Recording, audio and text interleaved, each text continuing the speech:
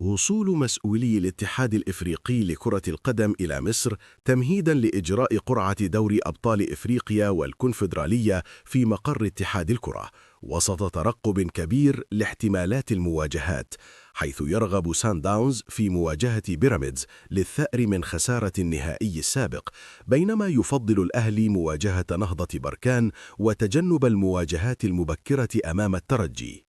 تقرير مراقب مباراة الأهلي والجيش الملكي رصد محاولات جماهير الفريق المغربي اقتحام المقصورة الأمامية باستاد القاهرة وحدوث احتكاكات جماهيرية مع جماهير الأهلي وإلقاء زجاجات مياه.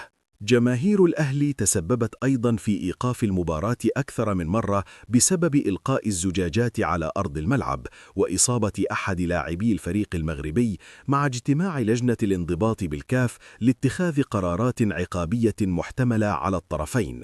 الأهلي قدم ملفاً كاملاً للكاف يتضمن فيديوهات تؤكد أن تصرف جماهيره جاء كرد فعل على تجاوزات جماهير الجيش الملكي في مباراتي الذهاب والإياب، مع رفض النادي لهذه التصرفات مع الحفاظ على العلاقات، مشيراً إلى تعرض لاعبيه للأذى وإصابة تريزيجيه. النادي شدد على رفضه التهويل الإعلامي من جانب المنافس وانتقد البيان الصادر منه، مؤكداً أنه وفر كل سبل الراحة للفريق المغربي أثناء تواجده بالقاهرة. قناة الأهلي هاجمت تضخيم الواقعة من الجانب المغربي، مؤكدة رفضها لتصرف الجماهير، لكنها اعتبرته رد فعل على تجاوزات سابقة، مع مطالبة بتطبيق اللوائح فقط ورفض المطالبات بحرمان الجماهير من حضور ربع النهائي. الإعلامي هاني حتحوت انتقد لاعبي الأهلي بسبب إهدار الفوز، مؤكداً أن الانتصار كان العقوبة المثالية للمنافس، كما تعرض أحمد حسام ميدو لهجوم إعلامي مغربي بعد دفاعه عن جماهير الأهلي. المحلل خالد بيومي انتقد سرعة إصدار الكاف بيان الإدانة قبل صدور تقارير الحكم والمراقب، مشيراً إلى نفوذ المغرب داخل الاتحاد الإفريقي وضعف التمثيل المصري، حالة استياء داخل الأهلي من تراجع الأداء تحت قيادة المدرب ياستروب، خاصة ضعف الجانب الهجومي وتأثر الفريق بغياب زيزو، إضافة إلى غضب إداري من تمسك المدرب بمواقف فنية معينة. وليد صلاح الدين دعم الثنائي الدفاعي الجديد هادي رياض وعمر الجزار وطالب بالصبر عليهما، كما حاول إقناع المدرب بإعادة محمد شريف للقائمة بسبب تراجع مستوى المهاجم الجديد وقلة خبرة مروان عثمان.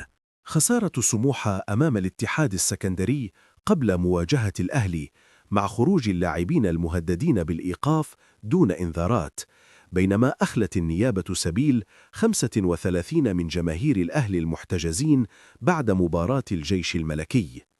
المدرب حسام حسن يضع محمد عبد المنعم ضمن خططه لمعسكر المنتخب رغم عدم مشاركته مع نيس، بينما هنأ محمود الخطيب فريق سيدات الأهلي مواليد 2009 بعد التتويج ببطولة الجمهورية.